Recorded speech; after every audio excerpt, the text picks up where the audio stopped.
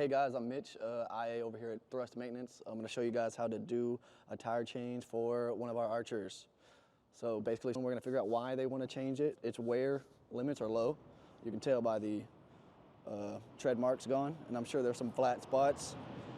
They're kind of rough on their landing, so we pay close attention to them. So step one is to deflate it. You don't want it to explode on you while you're trying to take it apart. So we're going to take the stem out. Let the air deflate. Simple enough. Everyone's got their own version of it. This is like probably for automotive, and that's for our size tire. It just slides in. It's a little valve stem that keeps the little check valve that keeps the air down. And these types of the tools are only things that'll get them out. Our step two is to debead the tire. You have these fancy little guys.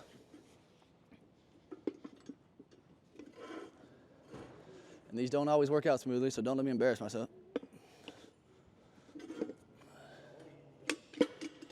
So it's putting pressure right against the lip. Tires have a like a bevel, we'll show you on the inside when I get it apart. The pressure prevents the tube from coming off once like weight or stuff is applied to it. So when it sits like that for a long time, you have to reapply pressure right on the edge of it to like pop it back off, basically. And once enough of it gets away, it's away. So I'm free to take it apart now. All right.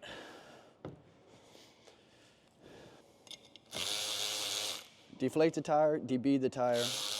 Remove the wheel halves.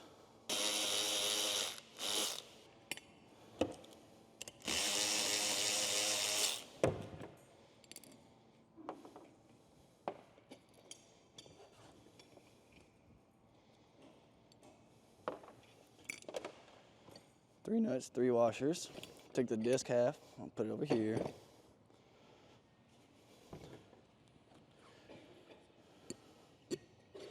This half, stick it over there. Make sure everything's still alive, not cracked. So tire and tube is done. We move on to the new one. And we want to lather it up with baby powder or some of this stuff right here. It's like tire talc, it helps it not stick together and it slides a little better. So very generous with it.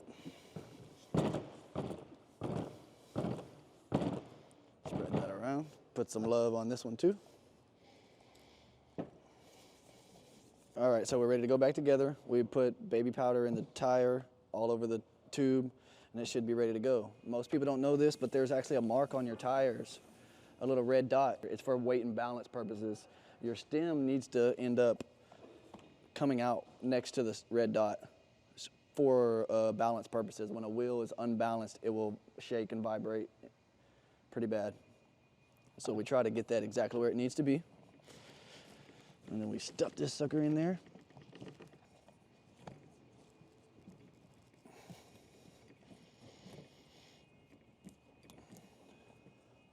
Yeah, that's no easy way to do this. I'm just trying to get it all happy where it wants to be so it doesn't get pinched or damaged while we're trying to put it together or air it up. That's kind of why you baby powder it up, in case something may nick it and it moves around real smoothly. And as it airs up, it's smooth, it'll rub past each other. It'll even out. We got everything lined up where we needed to. We're close to our red dot. Put this guy back in. Should just pop right down. Flip it over. See that right there? See the tube is not perfectly out of the way. So that's what you want to pay attention to. Make sure you're not accidentally pinching it, anything like that, because that's what pops the tires when they land. So we ensure everything's clear of the tire. And then I'll put the other one on.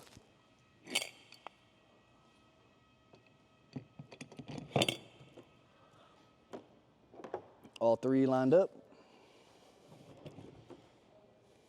Everything's ready to go.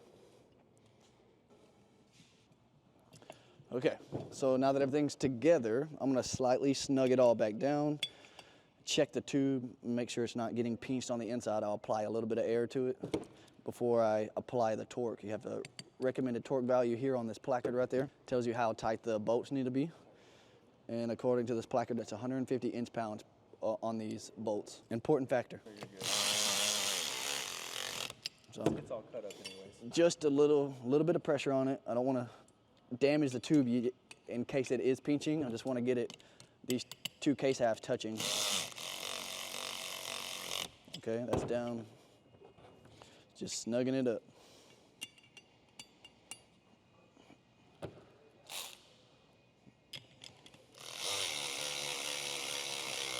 All right, now that we got everything together, I want to make sure it's all still lined up. Reinstall the stem so I can put some air in it. And of course that little sucker's hiding from me. Sometimes you gotta pull it through. It kind of got away from me, yeah, while I was flipping it around. Okay, regardless, I have them together, so I'm gonna put my little mirror down in the hole and look around the two halves and make sure there's no tube protruding inboard, which means on the inside portion of the wheel. Because once I go to air it up, it'll expand and then pop the tire.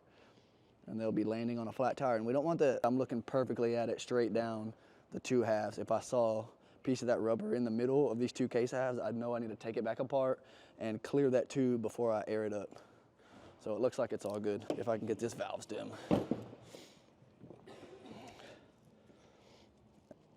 There we go. And then we add some air to it.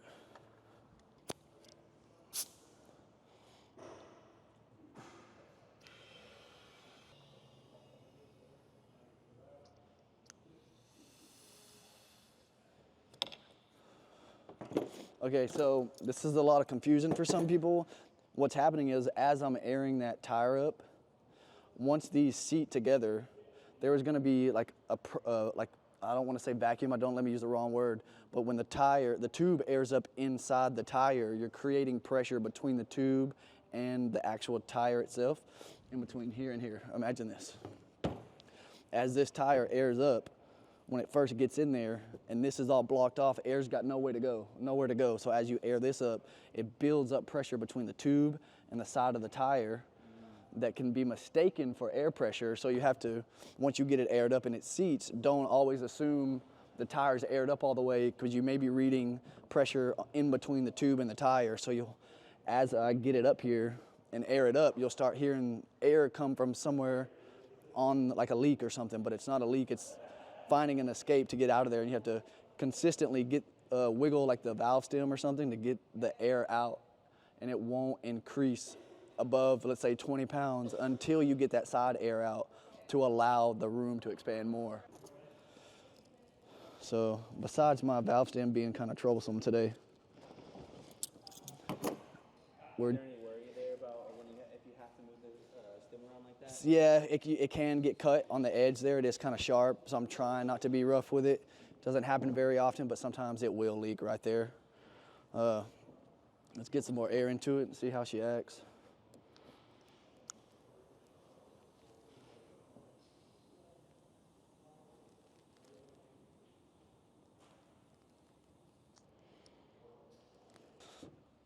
So it appears the seat is now, it's seated now, the tire is now seated on the wheel half.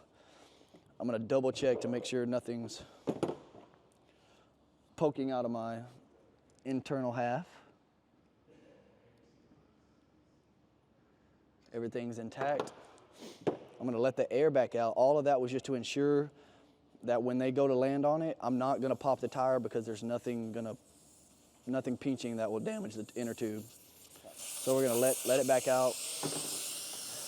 We know that works. We're letting the air back out because now I have to apply torque to the bolts. I only snugged them down enough to do like a safety check, a quality check, to ensure that the inner tube is not gonna pop when they go to land it. Because it can be a needle size this big, pinched in between the two halves as we're putting it together. It'll explode once it hits the ground. It pinches it. It's like a balloon. You put a hole in a balloon and it pops. So I did all of that just to make sure the balloon isn't going to pop once they touch the ground. So now that everything's ready to go, you can't apply torque to something that's got pressure behind it. So if I need to apply pressure to the two wheel halves together at a certain 150 inch-pounds, if I got air fighting me this way, the amount of pressure I put inboard is not going to be the same while that pressure is pushing out. So you want to let the air out, do all these safety steps. That comes with like experience to knock it out before you get to the end of the step. I'm going to do it all now. Okay, so our recommended torque value is 150 inch-pounds. Pull out your handy dandy snap-on torque wrench.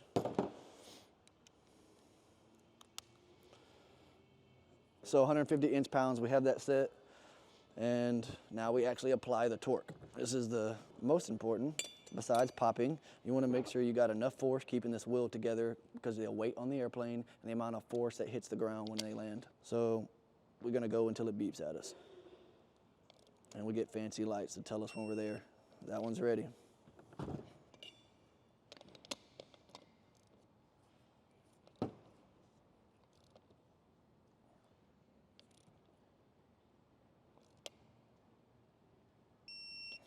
Number 2. And number 3.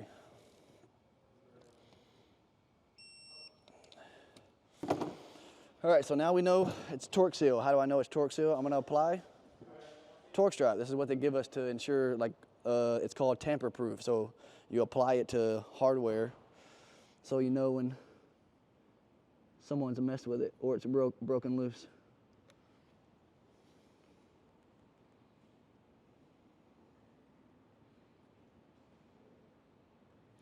So those bolts are torqued and ready to go. Right, so that's safe. Our tube is not pinched. We're seated properly. We're not leaking. I don't hear any air. The stem is still lined up with my balance mark. Now we apply proper PSI. A little trick about air too, when you go to air up a brand new tire, you always lose about 5% of the pressure you apply to it. Let's say it's 50 pounds. You'll lose about 5 PSI by the time the next time you see it again because that it's a new tube and new tire. They haven't completely like formed to each other, so you'll lose a little bit of pressure. I'm gonna make sure this guy's fully out so we don't push it in one last time. No leaks. And then we'll air it up. See that air, you hear that air coming out the side? It's not leaking or anything. That's the air that's built up between the tube and the tire. And because I'm pressing it out of the way, this stem is not creating a seal on the backside of that half, allowing that air to push out the side. All right, so we're gonna add a little bit. I'm gonna give it 2 pounds over just to compensate for the loss of pressure it's gonna lose once it gets back on the ground. Exactly how I like it. Again, everything's the way it needs to be, torque sealed, tube's not being pinched.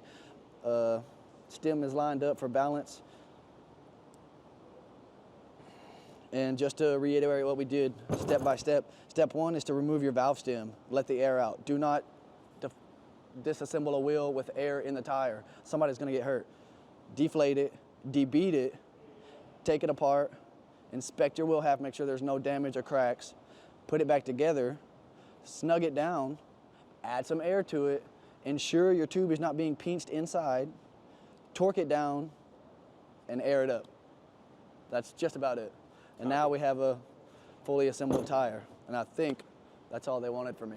So step by step, as we were just saying, if you follow the steps accordingly, just as well as the manual tells you, nothing will happen to the tire. For the most part, it'll always be safe and it'll always work properly if you follow the steps in the manual, as we just went over.